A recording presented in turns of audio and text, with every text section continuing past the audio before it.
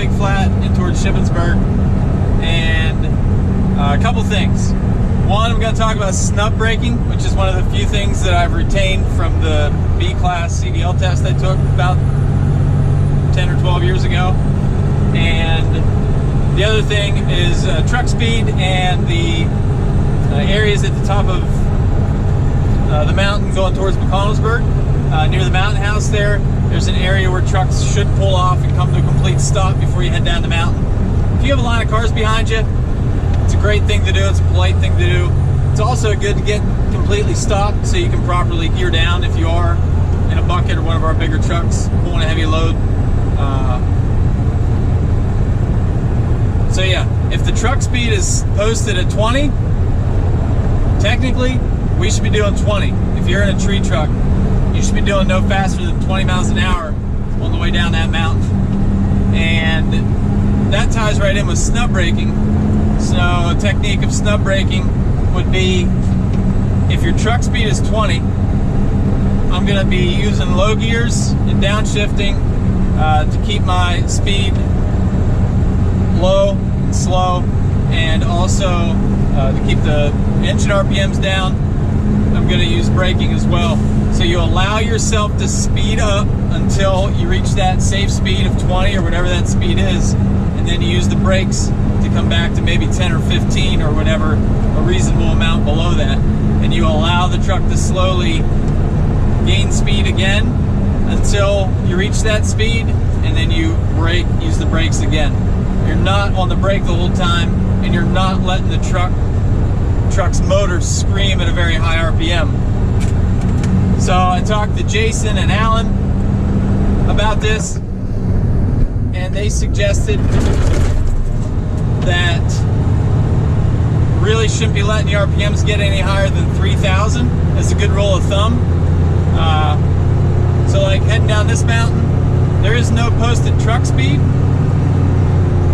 but I'm not going to let this thing go faster than about 40, maybe 35.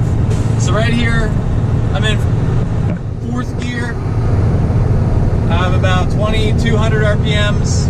I'm doing 30 miles an hour. I'm just going to let this go. And Garrett, if you're going to get a shot of the speedometer and tach there, I'm going to let this thing speed up until it gets to about that 3,000 mark.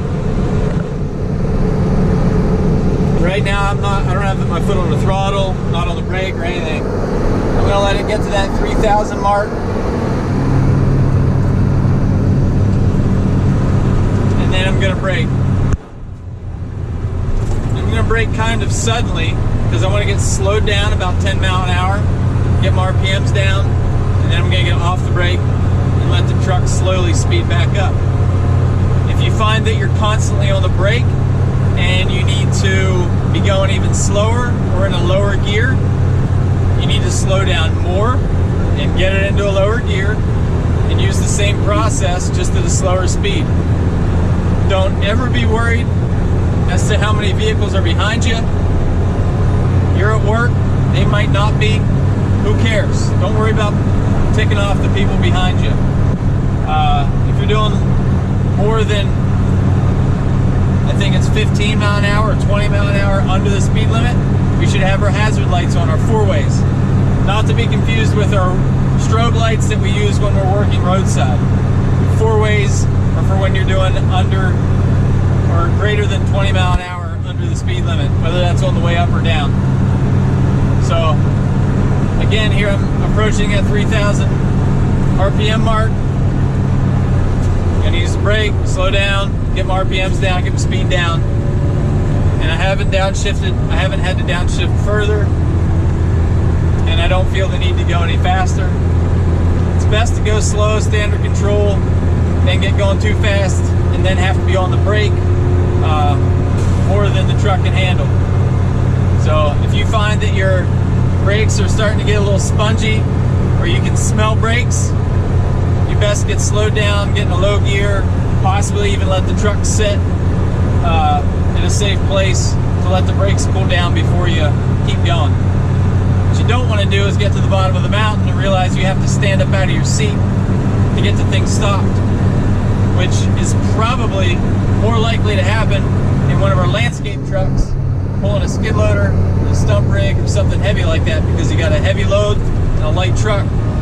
These tree trucks are a little bit better equipped to get down hills. We got a big truck and a lighter load.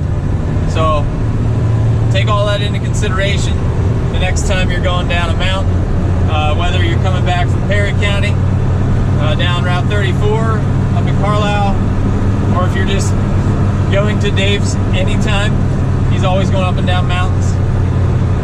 Down in Hagerstown, they go Route 70, come down the mountain a good bit. So every one of our offices has to drive over mountains in places that we need these skills to save our trucks.